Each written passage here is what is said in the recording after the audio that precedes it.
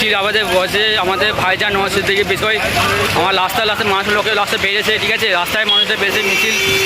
আর একটা দাবি আছে আমাদের, যতক্ষণ না ভাইজান না বেরোয় আমরা মিছিল চলে যাব, ঠিক আছে, আশা করছি এই মিছিলটা আমার দরকার নেই।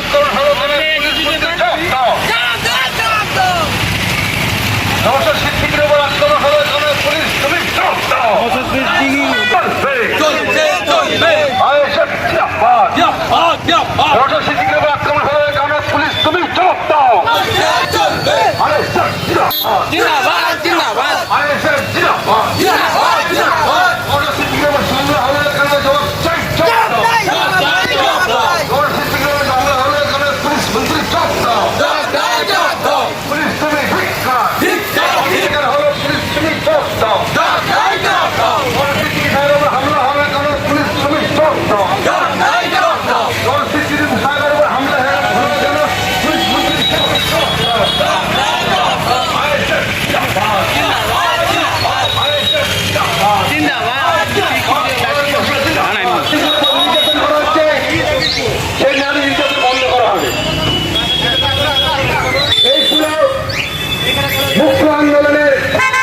মানুষের স্বার্থে মানুষের জন্য এই আন্দোলন।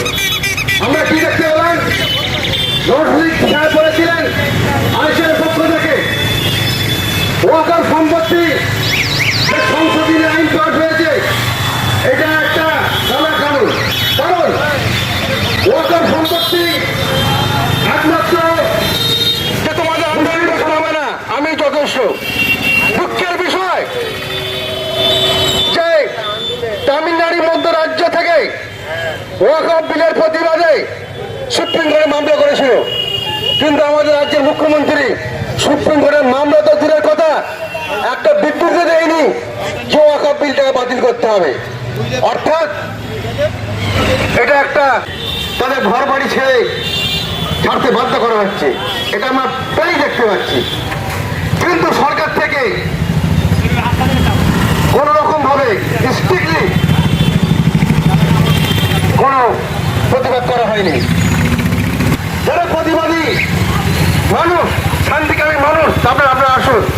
কারণ পশ্চিমবাংলার বুকে আমাদের রাজ্য সরকারের যে মানসিকতা আমাদের প্রতিবাদের ভাষাটাকে আমরা বন্ধ করে দিতে চাইছে। আমরা দেখেছি পশ্চিমবাংলার বুকে কমিশনার, কলকাতার যে পুলিশ কমিশনার, তার বিশাল পাওয়ার, তার বাবা তাকে গাল বন্ধ করছে, গালাগালি দিচ্ছে এবং তাকে হুমকি দিচ্ছে। আমরা পুলিশ এই প্রশাসনের বিরুদ্ধে মানুষ এখন এই প্রশাসন যারা অন্যায় করছে তাদের প্রোটেকশন দিচ্ছে, আর যারা মানুষের অধিকারের জন্য লড়াই করছে তাদের গ্রেফতার করছে। যখন তিলোত্তমা বোন যখন তার কর্মসংস্থানে তাকে ধর্ষণ করা হয়, এই প্রশাসন খুনিদের আড়াল করে দিয়ে তাদের প্রোটেকশন দিয়ে তাদের বাড়িতে পৌঁছে দেওয়া হয়। তামান্না একটি ছোট্ট বাচ্চা মেয়ে, সে ভোটের ভ চেনে না, রাজনীতির ল চেনে না, সেই তামান্নাকে বোম মেরে গুলি মেরে তাকে হত্যা করে দিল। এই সরকারের প্রশাসন সেই খুনিদের আড়াল করে তাদের প্রোটেকশন দিচ্ছে। কতদিন চালাবেন এইভাবে, কতদিন চালাবেন এইভাবে? কিন্তু মানুষ আজ বুঝতে শিখে গেছে, মানুষ আজ সজাগ হয়ে গেছে, আর মানুষকে ভুল বুঝিয়ে আর রাখতে পারবেন না যে বিজেপির ভয়, বিজেপির ভয় দেখিয়ে আর রাখতে পারবেন না। বিজেপি তো সমস্ত দেশ চালাচ্ছে, আর আপনি বিজেপির ভয় দেখিয়ে এই মানুষকে ভুল বোঝাচ্ছেন, কিন্তু ভুল বুঝিয়ে আর কতদিন চালাবেন? তাই আমাদের একটাই দাবি, নিঃস্বার্থে ভাবে 96 জনকে বিনা কারণে নিঃস্বার্থে জামিন দিতে হবে এবং মুক্তি দিতে হবে।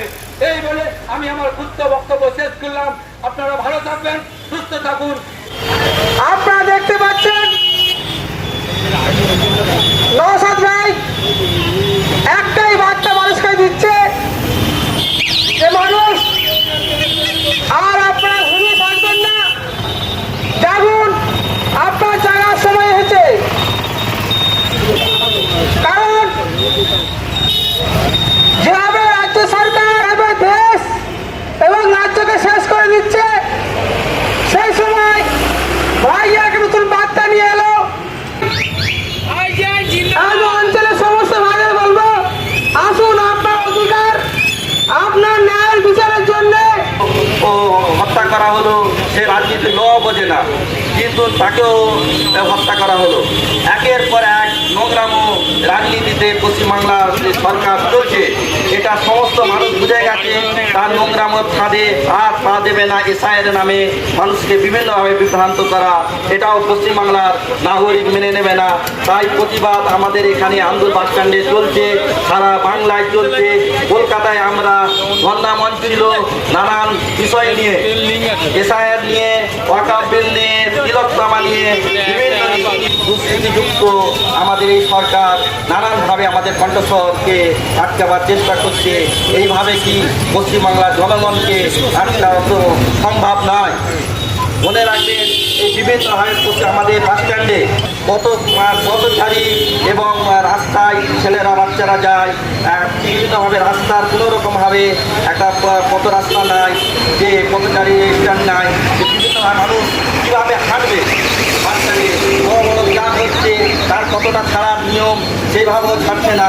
এরা নানানভাবে দুর্নীতি করছে আর টাকাগুলো নষ্ট করছে মেলায় খেলায়, কিন্তু মানুষের উন্নয়ন বলে কিছু নেই। এইভাবে মানুষের কণ্ঠস্বরকে আটকানো যায় না। সারা পশ্চিমবাংলায় যেভাবে আমাদের নওশাদ ভাইকে কালকে অ্যারেস্ট করেছিল, আপনারা সকলেই মিডিয়ার মাধ্যমে দেখেছেন, এবং সকল ভাইদেরকে 90 জনকে আমাদের অ্যারেস্ট করেছে বিনা স্বার্থে। সবাইকে আমাদের মুক্তি দিতে হবে, এই আমাদের দাবি। সকলকে একই কণ্ঠস্বর হয়ে আগামী দিনে এই সরকারের এগেইনস্টে লড়াইয়ের দাবি রাখলাম, এবং আপনারা সকলেই একই দাবি তুলুন যে পশ্চিমবাংলা যেটা চলছে, সরকার চলছে না, সার্কাস চলছে, এবং সকলকে এই কণ্ঠস্বর হয়ে জনগণের স্বার্থে, মানুষের স্বার্থে উনি সেদিনটা করলেন না। উনি একটা নতুন ব্র্যান্ড তৈরি করলেন, আর নিজের স্বাধীনভাবে মানুষকে সহায়তা করবে এবং পাশে থাকবে, এবং যে সরকার অন্যায় করবে তার বিরুদ্ধে কথা বলার জন্য নওশাদ ভাইজান খাড়া হয়ে দাঁড়িয়েছে। এনার সিদ্ধাটা সোজা হয়ে থাকে, ইনি ওই জন্য সেটিং করতে পারলো না, যার কারণে এই নওশাদ ভাইজানের পিছনে টিএমসি সরকার নেত্রী মমতা বন্দ্যোপাধ্যায়ের পিছনে পড়ে আছে। এটা ভাবতে হবে। নামে নিয়ে মানুষকে বিভ্রান্ত করছে। বিজেপি এসে যাবে, বিজেপি এসে যাবে, বিজেপি আসুক।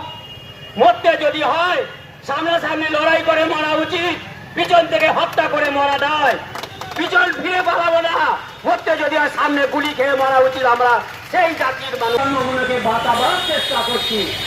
আমাদের প্রজন্মগুলো যাতে ভাবে স্বাধীনভাবে বাঁচতে পারে এবং একে অপরের প্রতিবেশীগুলো ভালো থাকতে পারে, আমার দেশ ভালো থাকতে পারে, আমার দেশবাসী ভালো থাকতে পারে, সেই নিয়ে নওশাদ ভাইজান আওয়াজ তুলছে। এই আওয়াজটা কি অপরাধ তার? এই আওয়াজটা কি তার অপরাধ? যার জন্য বারবার শাসক দল আমার ভাইজানকে অ্যাটাক করছে। ভাইজানে আরো যে কর্মীগুলো রয়েছে, যেসব সদস্য রয়েছে, তাদেরকে সব লাঠি যাচ্ছে সব তোলা হয়েছে। কম বেশি বেড়ায় 98 থেকে 100 জন অ্যারেস্ট হয়েছে।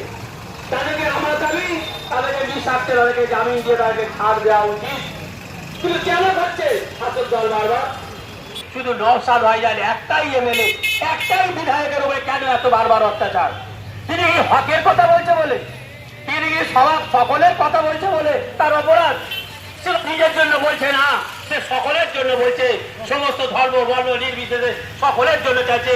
দলিত, আদিবাসী, পিছিয়ে পড়া যত সংখ্যালঘু মানুষ আরো যারা আছে সবার হয়ে কথা বলছে। তিনি তো কোনো ধর্ম দেখছে না, তিনি ধর্ম বলছে না। তিনি দেশবাসী যাতে শান্তির সাথে বাস করতে পারে, এত ঐক্য হয়ে কাঁধে কাঁধ মিলিয়ে পাশাপাশি বাস করতে পারে, সেই এই জন্য আমাদের এই প্রতিবাদে সবাই এখানে। আমি এই বলে